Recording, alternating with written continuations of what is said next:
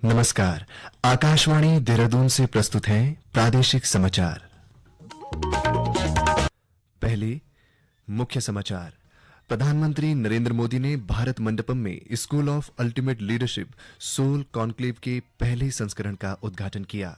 Budget सत्र के चौथे दिन आज सदन में ऊर्जा, कृषि, स्वास्थ्य, गृह और कौशल विकास से जुड़े प्रश्न उठाए गए। मुख्यमंत्री पुष्कर सिंह धामी ने कहा, प्रदेश सरकार किसानों के कल्याण के लिए संकल्पित होकर कार्य कर रही है। और उत्तराखंड विद्यालयी शिक्षा परिषद की हाई स्कूल और इंटरमीडिएट की बोर्ड परीक्षाएं शुरू।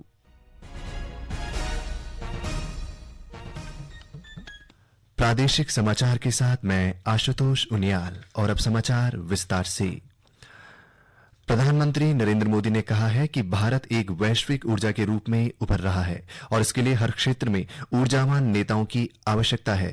प्रधानमंत्री ने आज नई दिल्ली के भारत मंडपम में school of ultimate leadership soul conclave के पहले संस्करण का उद्घाटन किया। सम्मेलन को संबोधित करते हुए श्री मोदी ने कहा है कि विश्व स्तरीय शासन और नीति बनाने वाले पारिस्थितिकी तंत्र के लिए आवश्यक कदम उठाए जाने चाहिए। नेशन बिल्डिंग के लिए व्यक्ति निर्माण से राष्ट्र निर्माण, जन से जगत, जन से जग, ये किसी भी ऊंचाई को प्राप्त करना है, विशालता को पाना है तो आरंभ जन से ही शुरू होता है।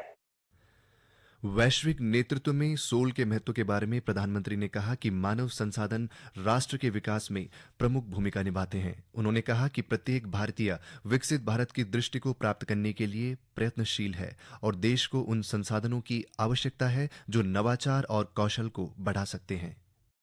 स्वामी विवेकानंद जी भारत को गुलामी से बाहर निकालकर भारत को ट्रांसफॉर्म करना चाहते थे और उनका विश्वास था कि अगर 100 लीडर्स उनके पास हो तो वो भारत को आजादी नहीं बल्कि दुनिया का नंबर 1 देश बना सकते हैं।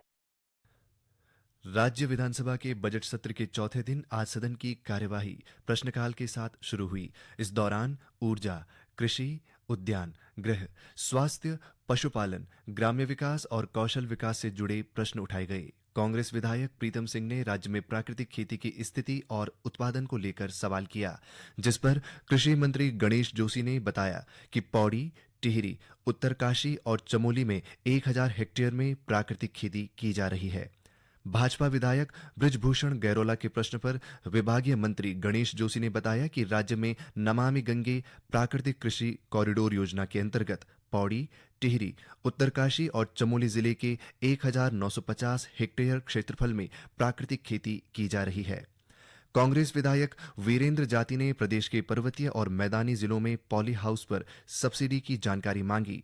कृषि मंत्री ने बताया कि क्षेत्रफल के हिसाब से अलग अलग सब्सिडी दी जाती है। विधायक महेश जीना ने पर्वतीय क्षेत्रों में कृषि योग्य बंजर भूमि का मुद्दा उठाया। विधायक वीरेंद्र जाति के सवाल के जवाब में विभागीय मंत्री सौरभ बहुगुणा ने बताया कि सेवायोजन विभाग के पोर्टल पर 8 लाख लोग पंजीकृत हैं। उन्होंने बताया कि विभाग का कुल बजट 15 करोड़ रुपए है। रोजगार मेलों के माध्यम से बड़ी संख्या में युवाओं को रोजगार मिला है। विधानसभा अध्यक्ष ऋतु खंडूड़ी भूषण ने आज देहरादून विधानसभा भवन में अंतर्राष्ट्रीय संसदीय अध्ययन, शोध एवं प्रशिक्षण संस्थान का शुभारंभ किया।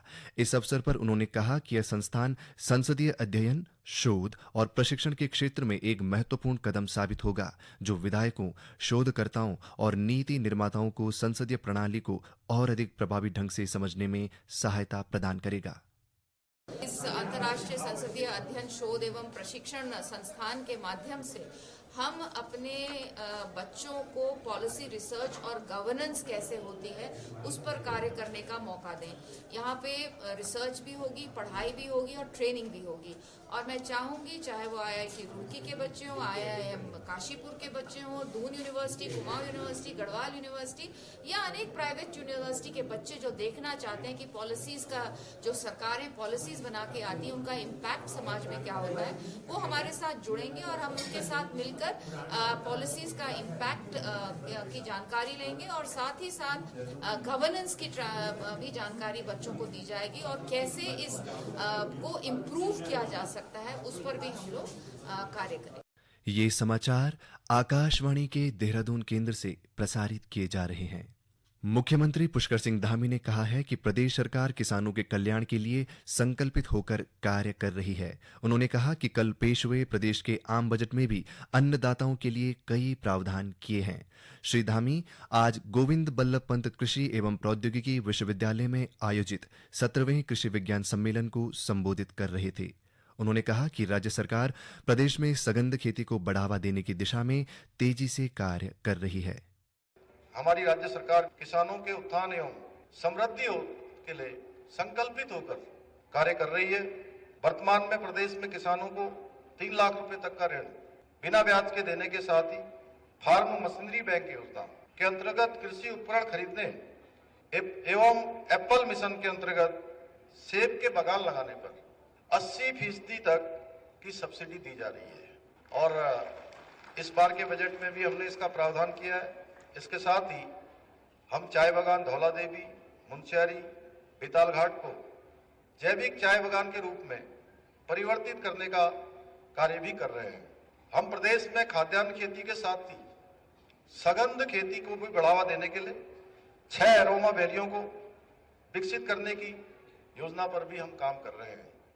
उत्तराखंड विद्यालयी शिक्षा परिषद की हाई स्कूल और इंटरमीडिएट की बोर्ड परीक्षाएं आज से शुरू हो गई हैं। परीक्षा के दौरान नकल रोकने के लिए राज्य के सभी 1245 परीक्षा केंद्रों के 200 मीटर दायरे में निषेधाज्ञा लागू की गई है। परिषद के सचिव विनोद प्रसाद सिमलची ने बताया कि इस वर्ष हाई स्कूल और इंटरमीडिएट में कुल 2,23,387 छात्र छात्राएं परीक्षा दे रहे हैं। हाई स्कूल में 1,13,688 और इंटरमीडिएट में 1,09,699 परीक्षार्थी पंजीकृत हैं। इस वर्ष बोर्ड परीक्षा का परिणाम 20 अप्रैल को जारी कर दिया जाएगा। ये जानकारी देते हुए शिक्षा मंत्री डॉक्टर धन सिंह रावत ने पत्रकारों से बातचीत में बताया कि नकल विहीन परीक्षा के लिए सभी प्रभावी कदम उठाए गए हैं। उन्होंने बताया कि ब्लॉक स्तर से 5 से 10 टॉपर छात्र छात्राओं को देश के कई हिस्सों में शैक्षिक भ्रमण करवाया जाएगा।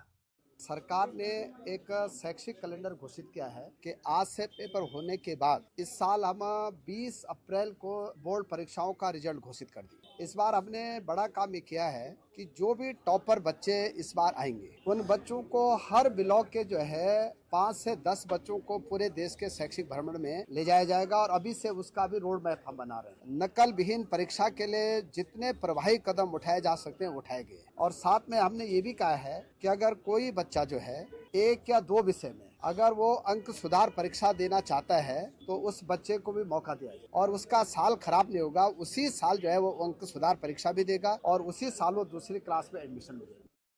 चंपावत जिले के चौकी गांव स्थित घटोत्कच मंदिर में वृह चिकित्सा शिविर लगाया गया। मुख्य चिकित्सा अधिकारी डॉक्टर देवेश चौहान ने बताया कि शिविर में सामान्य रोग, ENT, स्त्री रोग और बाल रोग सहित कई अन्य रोगों के विशेषज्ञ डॉक्टरों ने मरीजों का स्वास्थ्य परीक्षण किया। इसके अलावा खून की जांच कर उन्हें निःशुल्क दवाइयां वितरित की गई। ये घटोत्कच एक मेडिकल कैंप का आयोजन हुआ है जिसमें हमारे बहुत सारे विशेषज्ञ आ रखे हैं। दिव्यांगजनों के लिए हम लोग उपकरण ला रखे हैं, जैसा भी हमने कई लोगों को हियरिंग एड मशीन दी है, सुनने वाली मशीन दी है। दूसरा पूरी खून की जांचें हो रही हैं।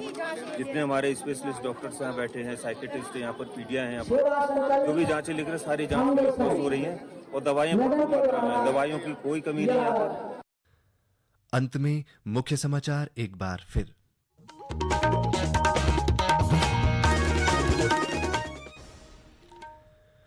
प्रधानमंत्री नरेंद्र मोदी ने भारत मंडपम में school of ultimate leadership soul conclave के पहले संस्करण का उद्घाटन किया। बजट सत्र के चौथे दिन आज सदन में ऊर्जा, कृषि, स्वास्थ्य, गृह और कौशल विकास से जुड़े प्रश्न उठाए गए। मुख्यमंत्री पुष्कर सिंह धामी ने कहा, प्रदेश सरकार किसानों के कल्याण के लिए संकल्पित होकर कार्य कर रही है। और उत्तराखंड विद्यालयी शिक्षा परिषद की हाई स्कूल और इंटरमीडिएट की बोर्ड परीक्षाएं शुरू। इसके साथ ही प्रादेशिक समाचार का ये अंक समाप्त हुआ। नमस्कार।